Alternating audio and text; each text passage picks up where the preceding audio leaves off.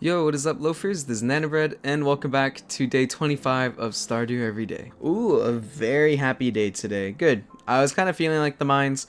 I should probably go fish eventually, maybe in the last 3 days, just because we're coming up to the end of the season, and I need some money to buy crops for next year. Ooh, strawberries galore. Honestly, after this, I don't really need to water the strawberries, because they're not going to produce a third time. So, I think I'm just going to leave them there. Save my energy for the mines. I'll water you two though, because I'm not sure about you. Alright, and just because I don't have one yet, boom, there we go. First scarecrow down. And pet the cat.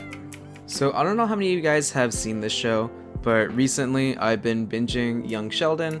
Even though I never watched Big Bang Theory before, I've always seen the YouTube shorts of Young Sheldon, and I've always been interested in it. So once I saw that it was on Netflix and I had it, I gave it a try, and I haven't really been able to stop watching it since.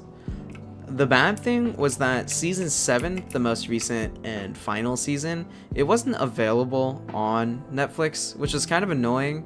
So I had to find a site to watch it legally, of course. I would never watch something illegally. But eventually I was able to find one with a lot of ads. Luckily I have a great ad blocker, and it was really sad. The actors did a really good job of like conveying all the emotions.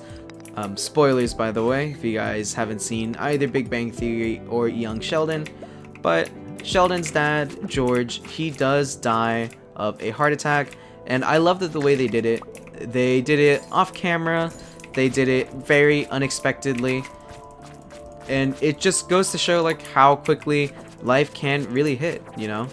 Like he just suddenly gets a heart attack, and that's the last that his family will ever see of him. His family didn't even get to see him in his final moments. Now, I think all the actors did do a really good job. I find Sheldon extremely annoying, even in situations like those. Like, yes, he does love his dad, and he will miss him. And he was young and very naive and unaware of how to express himself. But still, it's like, I feel no matter how much of a, let's say, specimen you are, like, I feel like you're gonna have some sort of reaction when your father dies, besides him reliving that scene in his head over and over again and not really like crying or wanting to speak at his father's death. But still, I know that it was very on brand for his character, and I do think that he did an amazing job playing a young Sheldon from everything that I've at least seen about Big Bang Theory and how Sheldon acts there. So kudos to him for all of that. I guess I just don't really like the character in general. The rest, I kind of fundamentally have a problem with too. Like, I know Mary is supposed to be this person who's really crazy about God, especially once George dies. You know, she puts her all into her faith, which I do get. You know, you just lost your husband, so what else can you really do? But in ways, I also find that incredibly annoying.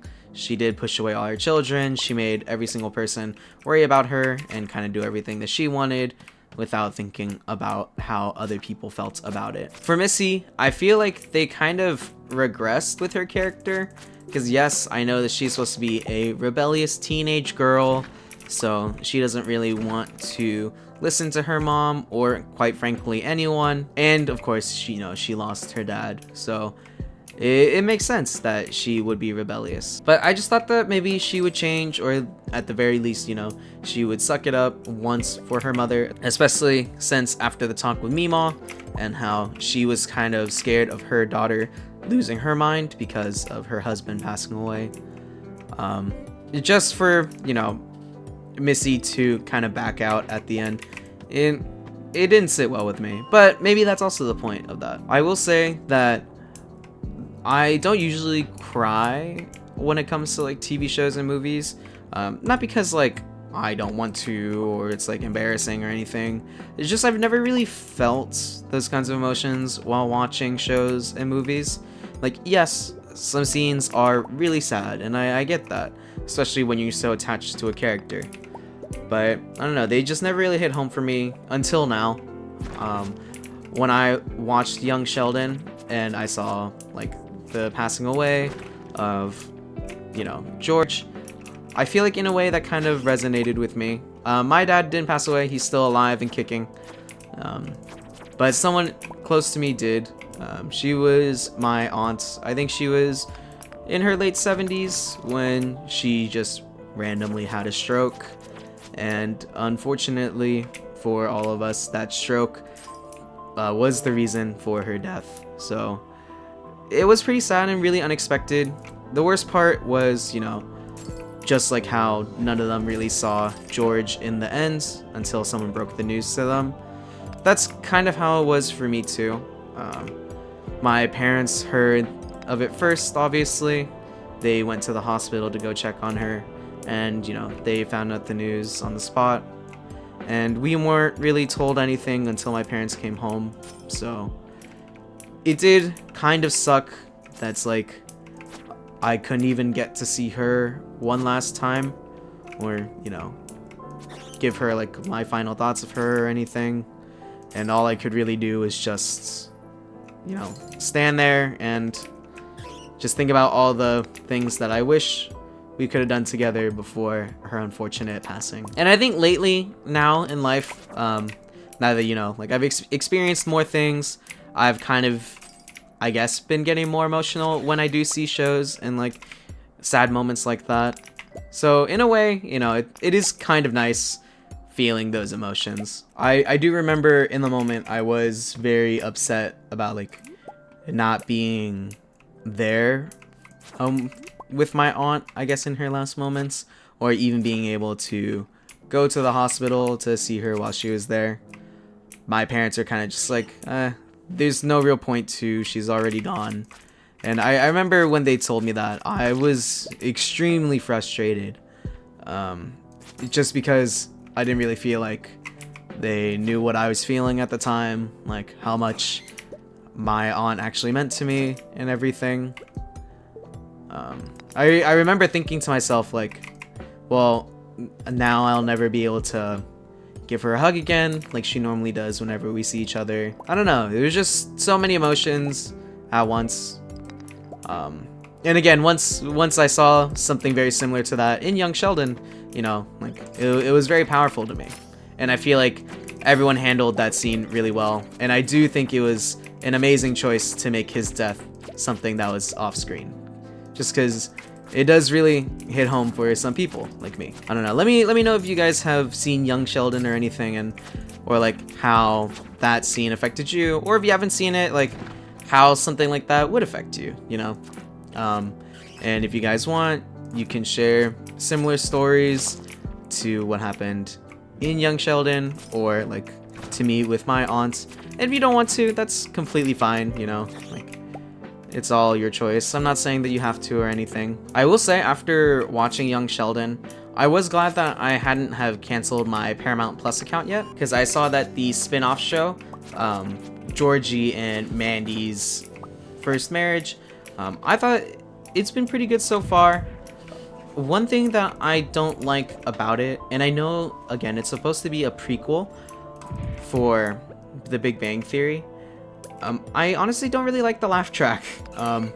I find it very distracting, and it doesn't really add anything of substance to the show. And I do know that The Big Bang Theory, it was that kind of show where they did have a laugh track when funny moments happened. So I get that they wanted to basically emulate that, as young Sheldon didn't have that. So in terms of making it feel like a show from back then, I think they did a good job. Because, I mean, that's exactly what it was. And I still do love the show. Like, I like the chemistry between the actors of Georgie and Mandy. I find the mom less annoying than she was when she was in young Sheldon. And I really do like the dad. He's just like this big, jolly dude who honestly is just trying to live. Now that I'm also finished with young Sheldon, and I'm currently watching the new spin-off show of it, I kind of want to watch Big Bang Theory now. And I'm not too sure where I can stream it or watch it or whatever. So if you guys have any suggestions for me, please leave it down in the comments so I can go check it out. Also, today, I wanted to go to the Genshin collab at Happy Lemon, and I wanted to see some of my friends. Luckily, I could kill 2 birds with 1 stone. just because the collab was in Tustin, and that's like the only one in the LA area, quote unquote LA area. And it's pretty much right next to Irvine, so I asked if my friends are available. They told me they were. So I picked them up, drove them over there, and we had a great time. The funny thing was that you actually can't get only just the drink. You had to buy a bundle with the merch, which I get because, you know, they want to make money, they want to sell all their collab stuff. But still, it's a little frustrating that, you know, you were forced to spend at minimum $20. And I actually even ended up spending a little more just because the $20 one, it included a cup sleeve, which I don't really use. So I thought I'd spend $5 extra to go and get a tumbler with Jean and Clee on it. And it's really cute. Yeah, if you guys go to their Instagram page or just check out Happy Lemon, they'll let you know all the locations that have the collab available. Alright, and with that, we've come to the end of another episode of Stardew Every Day. I hope you guys liked this video, and as always, I wish you guys a good night, loafers.